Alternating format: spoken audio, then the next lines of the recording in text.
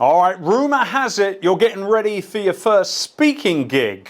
Anxious a little bit? Not to worry. I'm going to hook you up today with a handful of tips that'll help you rock that stage and leave the audience cheering for more. Come on, Chris. You're awesome. We love you.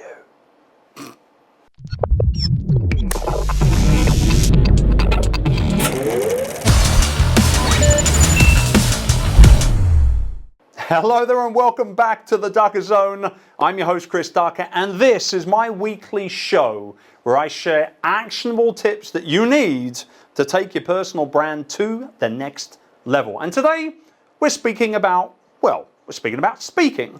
Now, public speaking scares the living daylights out of something like, 99.99999% of the population. Now, this means if you're brave enough to even pursue and accept a gig in the first place, you are already a hop, a skip, and a jump ahead of the game. Now, accepting the gig, however, isn't the same as actually doing it, is it? Here are a handful of quick tips that will help you get this right, both before, during, and after your presentation, so that you go ahead and rock that stage like a pro. Now, what you want to do before anything else, before you get on stage, you want to start off by doing something a little weird backstage. Now, not too long ago, stay with me here, not too long ago, there was a lot of buzz about doing the Wonder Woman pose because it basically infused you with all sorts of confidence and authority, and basically it helped you perform better when you got out on stage. Now, whether you pose like a superhero or not, behind the curtain, the fact of the matter is that almost every successful speaker that I know has some kind of ritual that they do before going out on stage. Some of them might say a little prayer or a mantra to themselves. Often people are just listening to the same song over and over again on repeat for a while. You've got to find something that both energizes and calms you down, and then go ahead and make that part of your pre-show ritual.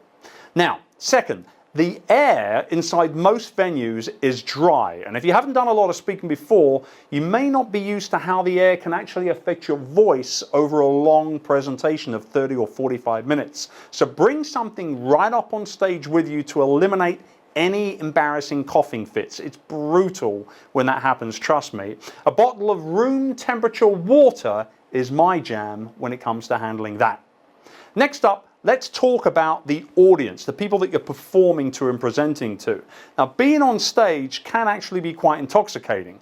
You may want to make some incredible statements that apply to everyone in the room. However, your talk will probably more likely be more impactful if you just make repeated eye contact with just a handful of people spotted around the crowd and speak directly to them. This will not only make the experience itself feel more of a bit of a conversation than an official presentation, but what will happen is, as a direct effect, it'll have that added bonus of making your audience kind of nod along in agreement as you do it, and that's a great confidence booster when you're up on stage. Now, finally, don't forget to keep that conversation going after your talk. Your audience is there to hear you speak and learn about you and from you. However, you've got to make it easy for them to find you after the presentation is done and dusted. At the very, very least, you want to go ahead and add some kind of call to action on your last slide, getting them to your social media accounts or to your website.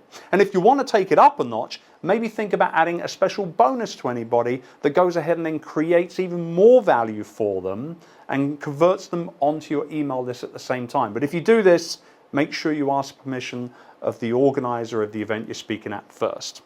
Now, I reckon that with these tips in hand, you'll be pretty much ready to take that stage by storm and take your brand to the next level.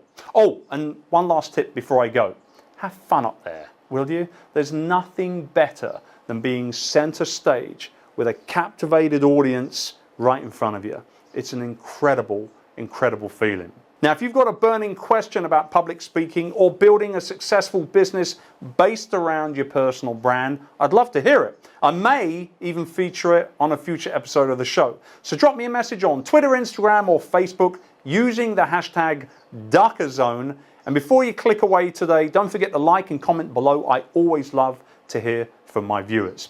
Until next week, good luck with your speaking and keep chasing it down.